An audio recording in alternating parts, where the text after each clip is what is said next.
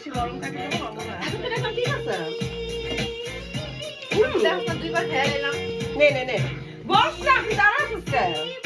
কিন্তু তুই যত রান্না করছিস এত আর পরিমাণ একটু দিন থাকতে হবে যদি শেষ করতে হ্যাঁ, হবে। অনেক পোর্শন। সমস্যা না ভাই। না আমি আরো বেশি করতে গেল, কালকে আমার বোন আসবে, দুলাভাই আসবে, আমি একবার রান্না করে ভালো দিচ্ছি। করছো। বাবু আর প্রতিবার সম্ভব না রান্না করা। স্কুলে পার্টি ছিল, একটা ফ্রেন্ডের পার্টি ছিল, ওইটা শেষ করেই তো আস্তে আস্তে আমার লেট হয়ে গেছে। ও দাওয়াত তো দিছে 1 মাস আগে, আর এই দাওয়াতটা আসছে গত 1 সপ্তাহ আগে। এখন আমার আন্টি বলতেছে যে প্লিজ আমি কখনো এই লন্ডনে কেউ বার্থডে পার্টিতে যাই না, প্লিজ আমাকে নিয়ে যাও। আর এটা তো জানো বাচ্চাদের একলা মানে দেওয়া যাইবো না, প্যারেন্টস থাকতে হবে।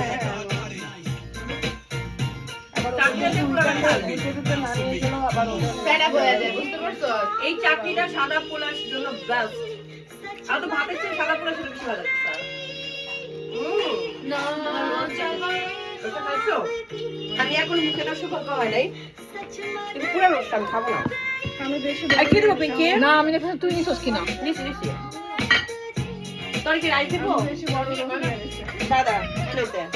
এখন আবার কি এনে দাও? বাস্তা গরু নিছস? কি নিছস? আমার খাওয়া হয়েছে প্রিয়াঙ্কা। কি খাইলি? কি খাইছস? ওর পার্টি থেকে খাই আইছে বুঝছি। তুই খাইছস? এইখানে গান খাইছস কতটি না? খাই? ডঙ্গের কথা কয় না, তার মানে খাবার ভালো হয় নাই। অনেক অনেক খারাপ হয়েছে, এই জায়গাটা খাইতেই পারতেছি না। দেখলামই তো, এটা তো খেতেই পারতেছ না। কি বলো? এটা রেখে দাও তো। আরে দিন না ভাবি, আর দিন না ভাবি, আর খেতে পারি না। আরো দেখো না, যেরকম